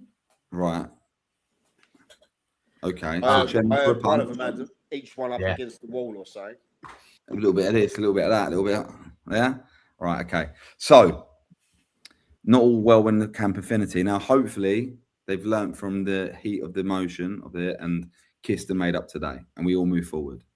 However, how does that leave the relationship with chairman, manager going forward? If this allegedly has happened, now the way I look at it is when it crosses that line, there's no coming back. There isn't no coming back. You don't grab chairman don't punch managers. Managers don't punch chairman. Don't get physical. Some managers might headbutt people in step 3, but it shouldn't happen, right? It should not happen. And I'll send a message. It's not right. If that actually has happened, right? It's not right. Someone who was there outside the change room yesterday said that allegedly. Yeah. Say that word. They're starting to look like a park team. There's no goalkeeper shirt. Yeah. Players owed a bit of money. Oh wow, okay. And that's why it's all kicked off about that. Yeah, I mean, bear in mind, none of us were there. No. But it was. There's multiple witnesses. You have to trawl through the comments. Do you know what I mean? Yeah. Look, my thing is this: if that has happened, it's not on. Like, no matter how bad or good, you don't raise your fist to anyone. Well, you better. If I was you, I'll lend you my head guard. All right. Get your gloves on, mate. Get your protective gear going. I'll lend you my head guard. What was that cryptic tweet? The 1-0 thing earlier, by the way. Like, I don't know. Just, if you don't know, City. City, come on. When we were talking about about teams losing, it's like that. When we're talking about teams losing, I'd like to know. But look, if that has happened, it's not on. Like, we're not thugs. This is football. Right? As soon as that 90 minutes is done, you should be able to go and have a beer afterwards, win, lose, or draw. Don't tweet nice things about people losing, but still tweet about nice things about when you win. But it should be done on the pitch, and you move on. And I'm getting messages galore. Are you about that? Yeah, you can read them. Read them out, mate, if you can. Is it that bad? Look, my thing is, Mike, it shouldn't happen. I don't care who you are or who you think you are. If you were on to raise your fist to someone over fucking 3 points at step 5 football or step 6 football, get a life. Get a life. All right. Find something. I think from the message I've got here is from a club that went down there recently, opposing team. Yeah. Right. I found a bit of a breakdown in communication and support, massive support from the committee down to the management. Okay, as if to say they're a bit on their own. Oh, really? Yeah. Is it worth? Is it worth? That's a very reliable. They are doing very well, and that's a very reliable source. That is. But that being said, Mike, last 5 games they've lost 1, 2, 3. They lost 4 in the last 5. Yeah. After beating Billingshurst, lost to Ringmer, lost to Selsey, lost to East Preston. Yeah. Just beat Loxwood, revitalised, and then obviously beat, it's not what you need. Maybe it is getting a little bit touchy down there, but it's too far for me to travel, and I don't want to get punched. So let's move on. Let's move on. Not a project for Billy Wood. No, not at all. Right, Hastings versus Croydon yesterday. So what Someone happened? said earlier when I was putting my list together, oh, but you won't mention Hastings because you lost yesterday. And I was like, no, like it's an open forum, but we'll talk about it. First half, I thought you were excellent, really excellent. I was quite surprised because Croydon have 16 players that played yesterday. 13 came through as pros, right, in the football. One of them is like Chelsea under 21s captain, players that play for Palace. They're a good side, and Danny Kedwell. He's a good manager. I've got a lot of time for Keds, and I think they're going to do really, really well this year. Pitch is awful. Great owners, like obviously Stormzy. A name drop, obviously. I know Stormzy well, and Will Saha. They own Croydon, and but the ground is a shithole. It really is. It's in a crap. Like how much have they got into it? Like are they hands on behind the scenes? Will brought his guy, and he was kit man. He was kit man at what do you call it? Palace. At Palace, yeah. Oh my god, his name's gone out my head, but he's like director of football there now, and like they're hands on, but not hands. Like they trust in the process with the people they got. Okay. Obviously, Stormzy brought the Adidas deal to them, so like obviously he's rep by Adidas, and so they do all the kit there. And look, there's good things. I was speaking to the half of it, Gilesy. Half of it is still atrocious, and there's still dumped rubbish everywhere. It's fly tipping central around Croydon Athletic. You drive in as fly tipping there, fly tipping there. Some caravans in the corner saying "Do not pass."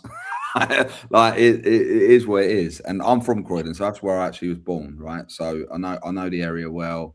Yeah, some of it is Danny Young. Danny Young's the guy kind of running things there. But speaking to like the old committee members who were there beforehand, who are still part of it and what have you, they're awaiting something to do with the council, whether it's like buying the ground or so they can then invest in the ground, the league, whatever it is. But they're awaiting movement from the council so they can invest, because it's with them two as owners, it should be flying really. And yeah, there is only one team in Croydon, and it's the ones that wear blue and navy at the Croydon Arena. There we go. There you go, Gilesy. But look, with those as owners, like the crowds aren't that very big. Like Hastings took a good amount there. They're flying at the top of the league. You expect them to be packed down there, but it's a hard ground to get to. It really is. It's a really dodgy ground to get to. Oh, really? Yeah, it really is. It's hard, but I think what else I can say. First half, I thought we looked really good. I think second half, I think they came out all guns blazing, made a couple of changes. Looked a little bit more aggressive than us, probably. Made it 1-1. I just think they had the momentum on their side, and I think it was one of those the pendulum swung.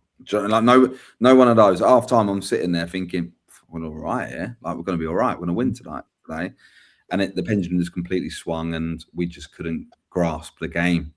And fair play, because Croydon are a great side, and they're up there challenging, and they're going to be. And Dave's not silly. Dave's in charge here at Hastings, and he's got a job on his hands still. We're nowhere near where we need to, like, as finished product where we want to be going in the future. But he's doing a great job, and there's going to be players going out. Get timely, Bill. Yeah, 100%. Yeah, 100%. Like there's no. He's doing well. Like there's things there's things that like we talk about all the time, like how we like what we want to bring in, like. But you got to trust your manager, right? Like we had Rich on earlier talking about Liam and giving him the thing. Like it's Dave's team. It ain't my like. I'm there just to help and advise, right? I'm not there to tell him what to do. He's the gaffer, and I like it like that. And I was actually asked by the Croydon lot, like, do I miss being in the dugout rather than back in the doing what I'm doing? And I was like, no, I'm really enjoying it. Like really enjoying it. And still get that fixed on Sunday. Don't you get the urge to try and get your 2 cents in though? Yeah, but we do it in the right way. Like I've got a great relationship with the staff, and we talk, like, you know, and there's things that I'll be adamant. Like I think you've got to do it, like whether it's player recruitment or whatever. Like you use your relationships to the best of the ability of the football club, right? It only goes wrong when members of the collective aren't pulling in the right direction, even if you don't agree, as long as you're all pulling in the right direction, it doesn't matter. Do you know what I mean? Because it's too easy to go, well, manager's made a shit decision or whatever, it's on them. No, we're a team. So when we lose, we all lose. When we win, we all win. T-boy. Yeah. I've been doing it since October and the club still haven't announced it. But I'm head of football at the moment there. But I think my thing is with regards to that, like you can't look, there's going to be things that you go, oh, I wish we did this, but hindsight's great, right? Hindsight's a good thing. And we talk after games, it's like, oh, maybe we could have done this differently, or oh, we did that excellently, or like, that's just the way it should be. And I think when you start kind of trying to do something here and someone's trying to do something there and that's when it don't go well, right? And I've been fortunate with the managers at Hastings. Like I had Aggie there, and obviously we had Aggie on a few weeks ago, and you could tell the relationship we had. Gary Elphick I had a tremendous relationship with, and I didn't mind him blaming me at times to players. That was my role. I was the dickhead CEO, right? So did you go and get players back then, though, Bill? Did you Gary? Me and Gary talked every single day about players, like all the time, or like but did you ever get players he didn't want? No. It's always it's got to be the manager's decision. What's the point giving a manager a player you don't want? A lot of clubs don't realise that. Like we had, for example, fortunate great relationships with pro clubs, right? We're really like within Hastings, or even myself, great relationships with a lot of pro clubs. And Hastings is a big enough club that you can go to a Gillingham, you can go to a Brighton, a Crawley, you can go to any of those sort of clubs, right? Charlton, what have you, and go and nick players out of Wimbledon, Bromley now, now Bromley obviously have a league club that are flying. Yeah, they are. And like Giles has got a great relationship with Bromley, and I think when you get those relationships, obviously you're going to get.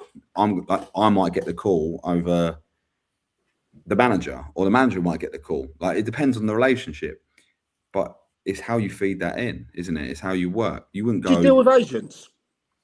I have both players that have agents within my club, and agents trying to sell players. Yeah. What's the fucking point? At this level, how do you find that? Yeah, I was going to say, at this level depends on the age of the player. If it's a young player looking to push up the leagues, then sometimes, we did a deal with Mondo with Ben Ward going to Burnley. They were part of that, and they helped us actually. They helped us get something out of that deal, and we were vulnerable enough to not get nothing if they come down to it. David Radari had an agent when we went to Crawley, but to be honest, I negotiate, and I helped Dav negotiate his deal as well as our deal, right, for that one. So I wanted to make sure our player had got the best deal he possibly could. I got him like a 4-year deal or something ridiculous like that. It all depends, Mike. You know, 5%, 10% of a player earning 400 quid a week, or 100 quid a week, it's peanuts. But they do it because it's so competitive, the market, right, that they hope they're going to get a non-league gem, that they're going to get the next Jamie Vardy. And if they get the next Jamie Vardy, then they might be laughing. But a lot of these little agencies don't realise is your CAA bases and all these big agencies will just at some point wipe you away anyway, or you'll become an agent there. That's what happened. It's like the same as a music game. Like when I found N-Dubs, and I lost N-Dubs when they sold 1.5 million albums. I lost them. And then I got Tiny Temper, and I was a bit more protected. And I took Tiny Temper I went to the biggest Hollywood agency in the world, right? Because I had currency, right? Gone, and the next one would have gone, and the next one would have gone. So it's just about kind of finding your currency and what you're doing, I think. And I think with regards to agents, some are pricks. I dealt with an absolute prick on one player, and it ended up going to an FA tribunal because he was a prick. Why was he a prick? What? Why was he a prick? Why was he a prick? Because he didn't respect the fact the club put their time, effort, pay that player every single week, like pay them on contract, tried to do their absolute best by him, and didn't respect what we did, and try to wrangle it so that player could get out of the club for nothing, and that ain't happening. Like, you get Compo, right? Yeah, if they're under 24, and we were well in our right stars for Compo, and the club that asked, funny enough, ended up winning the National League the following that season he joined. So, like, coming to us with a begging bowl saying they couldn't afford a penny, bollocks, and we weren't going to get our pants pulled down, right? And it just weren't going to happen. And I just didn't like the way that person was. But I think, just respect people, whatever level. I think some people just think people don't know what they're talking about. They take the piss, and I don't think that's the way you should do it. Treat everyone, when you're having negotiations with people, treat them like in this way, like treat people with a bit of respect. Like Mondo, like I don't know how well, I haven't spoke to Mondo Sports in many years, right? But when we did the deals with players that they had, it was like we just kept a real open dialogue, right? And I think that's all, especially with these young players from non-league. Like, do you really think clubs want to hold on to these players and not let them progress? Because anyone who does, they're an idiot themselves, right? Yeah, agreed.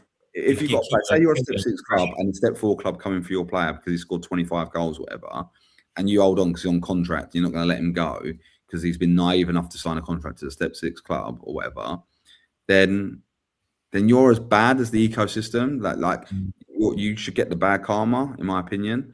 Like, you've got to let players breathe, right? Yeah. And then when you do that, you end up getting the right deal anyway. It's like Jack Bates going to Derby from us. Derby were in like an administration club. They couldn't afford shit at the time. They really wanted him there. We done it for the best interest of the lad, not because it weighed our pockets.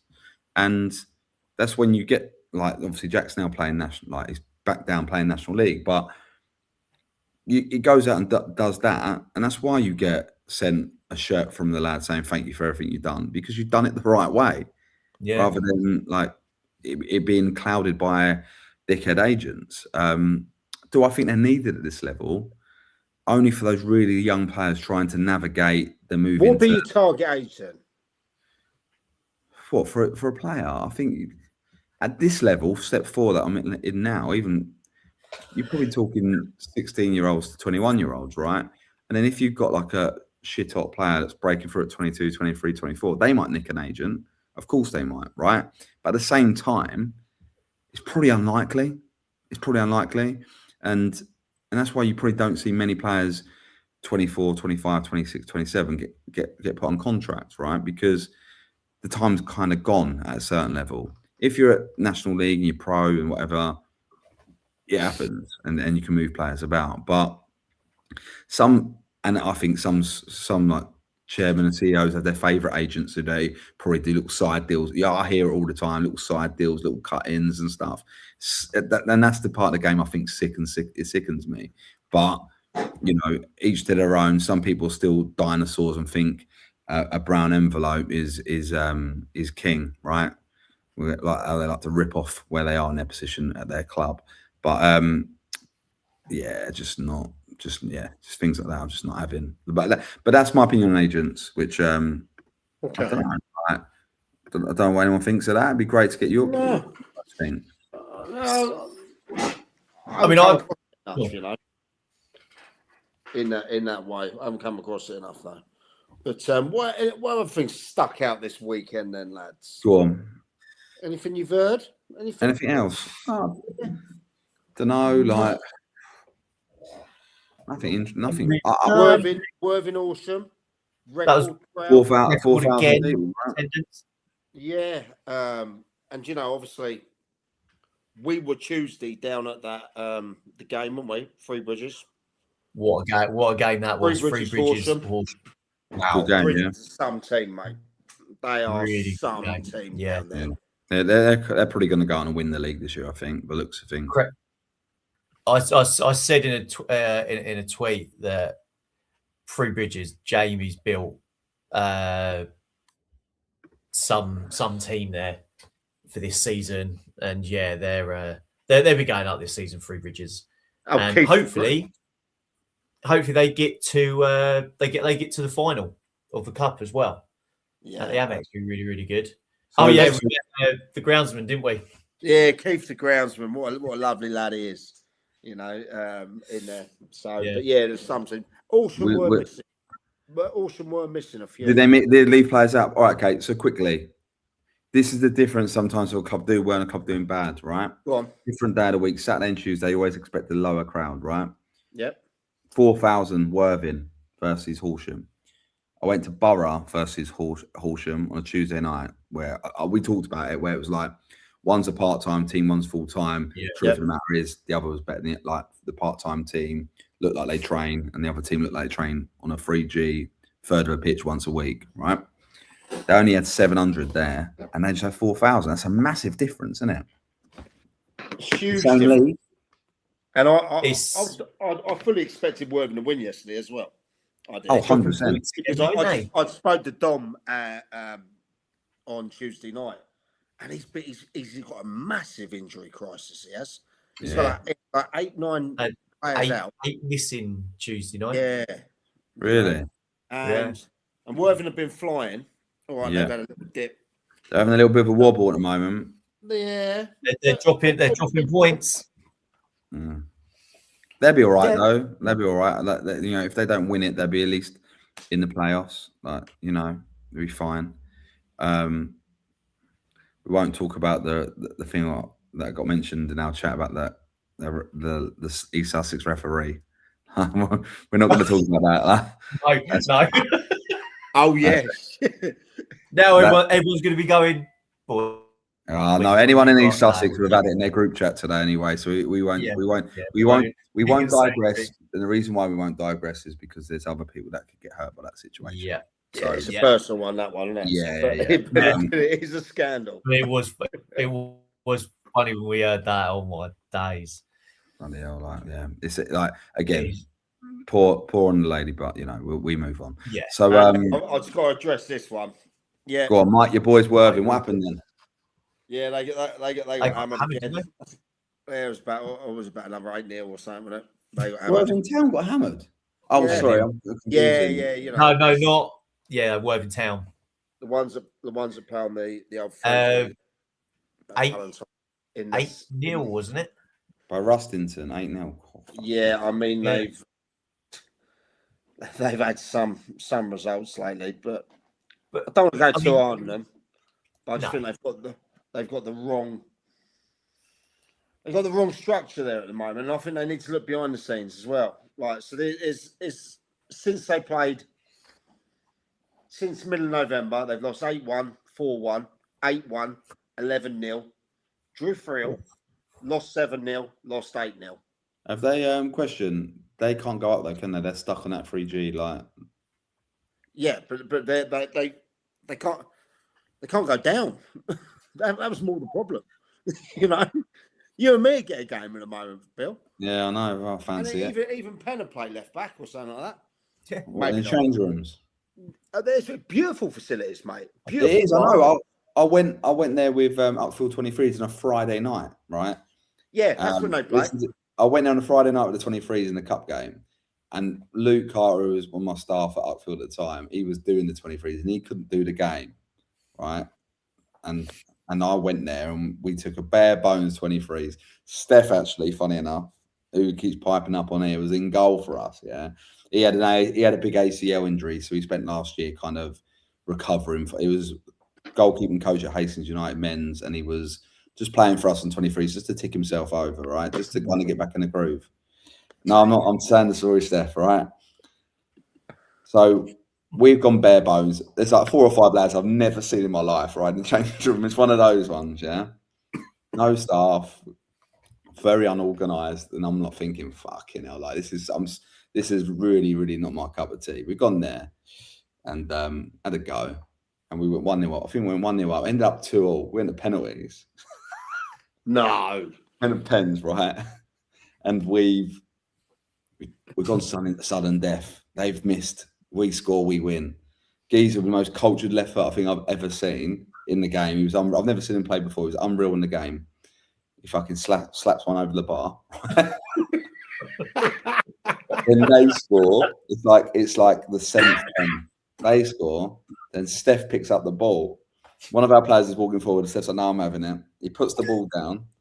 He has the shortest run up I've ever seen in my life. He like looks away from it, turns around, runs at the ball, hits it, it's the post. He hit the post, right? I've lost on penalty shootout in the cup. I'm on the floor laughing. It was that funny. I didn't care. I thought it was so funny. Like they must have thought, who is this clown who's turned up? Like he's turned up with a bag of balls, some cones. He's saying he couldn't give a fuck about tonight because he's got a big game tomorrow. I think I had Seaford the next day, right? It was one of those. Did you? But yeah, it was brilliant.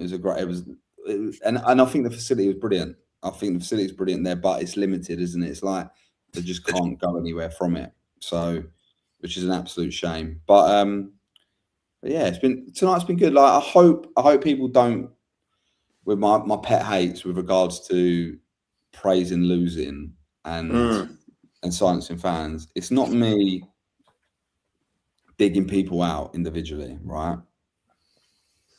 Well, there you go. It might be 9-0 if you got Worth in a couple of weeks. But I don't know. I just kind of, I don't like the silence of the fans. I never will, and I think they should say what they want.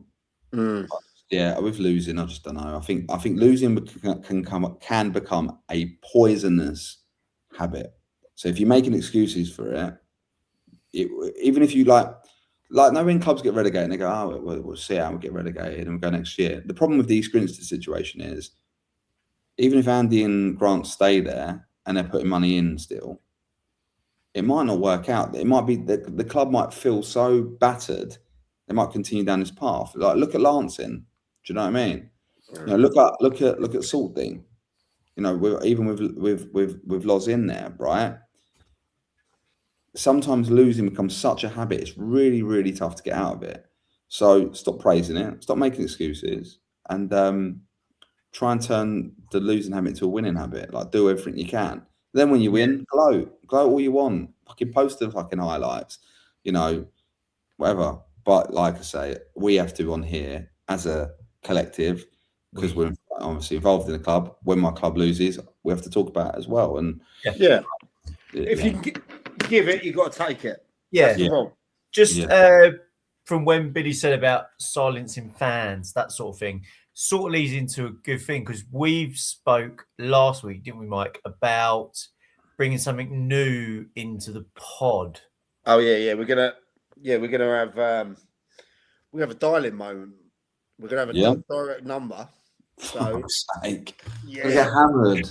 So if people wanna, if people rather than just commenting, they want to come in, we can hook it up. Talk sport. If they want to leave a voice note or something like that. What we can do is every bar result, we can do the whole has anyone seen that? Yeah. So we're gonna do that from next week. We're gonna have people. We're gonna have a live. Yeah. We'll do the studio ones. We'll get people going up and going. We can. I don't want no women sending any photos or anything like that to this line or anything like that. You're not. Well. That's the after dark. You're not. Can I give my number then? Yeah. I saw your number in a Brighton phone box once, actually. Did you? Did you call it? Yeah, I saw it. I wondered how I knew you. So, gentlemen, do that. There's going to be a live one. So even Yeah. if you want to just WhatsApp in or call in. If you want to call in, you've got something to say. Obviously, you've got to be able to respect the fact. Be respectful. Nothing silly. No. If you can always challenge us. Challenge us though. Challenge our opinions. We want people challenging. Yeah. You know, that's what this pricks they are. You know, that's what this pod is all about. It's not about, you know, we're going to talk about everything. You know, we got our bits that we talk about. We've got our opinions. Yeah. We've got our comments that come in, and we read the comments out. But again, it's just to make it more of a fan pod.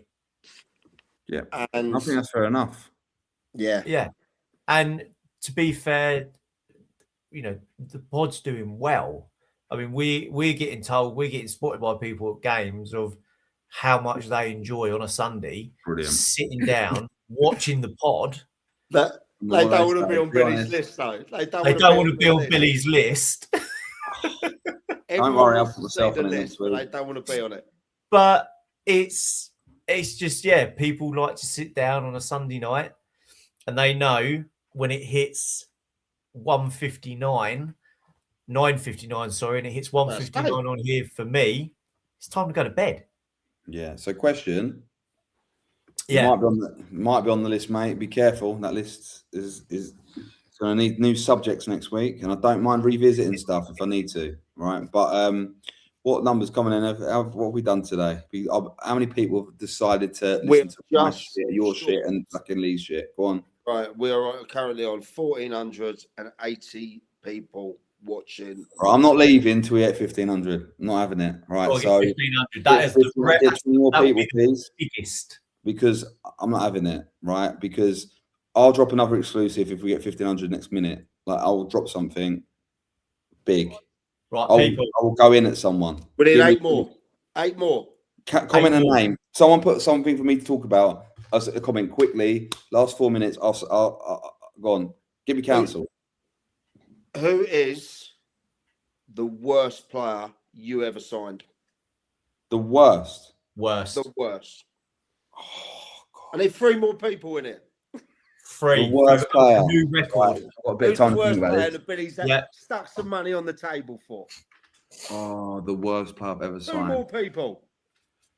The worst. Let's think about this. Right, men's and women's. I'm gonna give one for both. Oh, the worst men's player we've ever I think we've ever signed at Hastings. Right. Oh no, I can't say that's not fair. The worst because he was actually quite a lovely lad, but he was a bit different. And he smashed up the change room away from home once. Cost us a load of money, was Andrew Cisse. So that's why he's the worst. Not the worst actual player, but he's smashed up sitting in the change room. And yeah, after getting a red card. Mike? 1501. There we go. There we go. So women, I can't comment because I'll get in trouble and have a go at me. Yeah, we won't talk about that. But look, next week on the pod, if someone wants to jump in my DMs with anything they want me to talk about or anything controversial, do it. But yeah, like let's have a good week. Be positive, you can, people. Yeah, and like thank you, Lee. Thank you, Mike and Lee. Lead us out like you always do. Yeah, as always, gentlemen. Thank you very much for joining me again this week for another episode, and thank you to all 1,501 of you watching the pod and helping it grow. 1,508 of you, week after week. It's just growing and growing, and it ain't going to be long till we hit that 2,000 mark. No. So as long as you keep the show fresh, exactly. keep the ideas coming in, talk about the topics that are happening now. Our DMs are open. Drop us something you want to hear or anything like that. Tell us, we're here.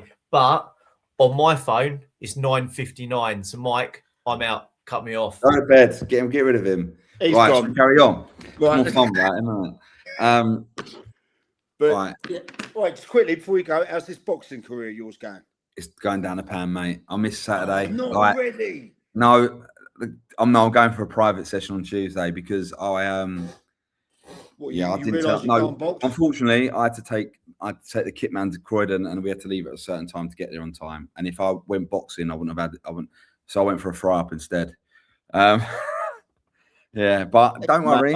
I'm honest, at least, right? But going in Tuesday, maybe Wednesday and Saturday. I'm going to do 3 times this week just to kind of make sure I'm back on it. But no, it's going all right. It's going all right. They're meant to be going on a jolly with them on the 7th with the lads to Germany. So, what part of Germany? Munich? No, our trainer's fighting out there. So I ain't got a clue. But we're meant to be flying out on the Saturday. Well, I'm going to have to get different flights or I'll miss my Sunday game. So.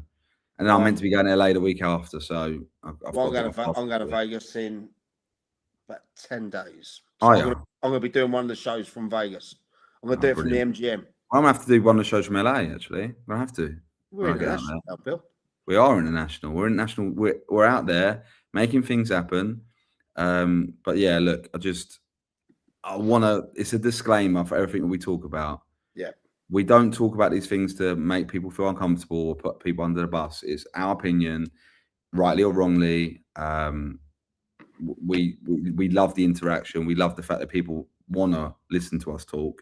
We're not trying to be controversial. At all. We're not trying. We speak how it is, and look, if people don't like it, it is what it is. I say to Mike all the time, is it too much? But what should we do? Should we start being inauthentic and not being us, just to maybe put ourselves in a frame for jobs later on down the line, or do we just carry on doing what we're doing? I think if anyone's got any feedback on the show, please give it to us, because we're always trying to make it better. I am panicking about this phone line, because I'm sure some dickheads are going to call up and give us shit. If you're panicking, I'll make sure it's done for next week. Oh, brilliant. Cheers, mate. I'm looking forward to it. So but at the same time, anyone from Bill's past want to get in contact? I've got a black eye coming as well. I walked into a thing earlier, I'll tell you. Anyhow, that was your missus punching me. You got in last night. Yeah, probably, mate. I'll tell you. But yeah, brilliant numbers. Thanks, we'll guys. Wrap it up. And yeah, because Lee's in bed now. Idy's got his slippers on. He's got in bed a lot, and yeah, he's got his teddy. He's got his he's got his little cup of cocoa. Bless him. Yeah. Probably watching something like Last of the Summer Wine. You know what I mean? I think he's watching Grand Designs. I've got a feeling he's a Grand Design sort of man. What do you reckon? Maybe, mate. Or Songs of Praise. Antiques Roadshow. Yeah, that's more him, I think. Yeah, that's him. I reckon the cutlery at his mum's house is like Antiques Roadshow style. Do you know what I mean? Like the little kind of, the saucers, the lot. Got a feeling. Mummy's stuck. Yeah, Mummy's stucking him in. We'll leave on that note, Dave. Thanks, everyone. Bill, take care. List. Anyone through the week, get the stuff in for Bill's. The list will be coming out, and if you've made the list, you better tune in. Wicked. And cheers to Rich from Lingfield FC. There, go and watch Project Lingfield on YouTube. Rich is a great guy. It's a club that's going places. Yeah. And we move on to next week. Adios, people. See you later. Enjoy Mondays.